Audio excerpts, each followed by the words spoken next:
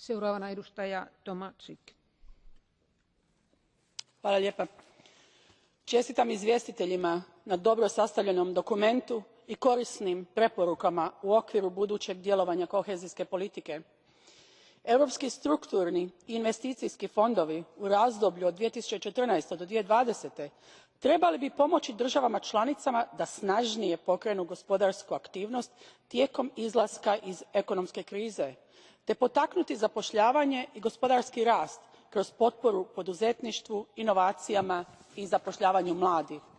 Nadalje, u sklopu Europskog fonda za strateške investicije novije države članice trebale bi se početi pripremati za buduća ulaganja na način da provedu potrebne reforme, uklone administrativne barijere i udruže se u energetske, građevinske i IT konzorcije i klastere u svrhu izbjegavanja mogućnosti da sredstva iz novog fonda koriste samo razvijenije zemlje s kvalitetnijim projektima i boljim referencama.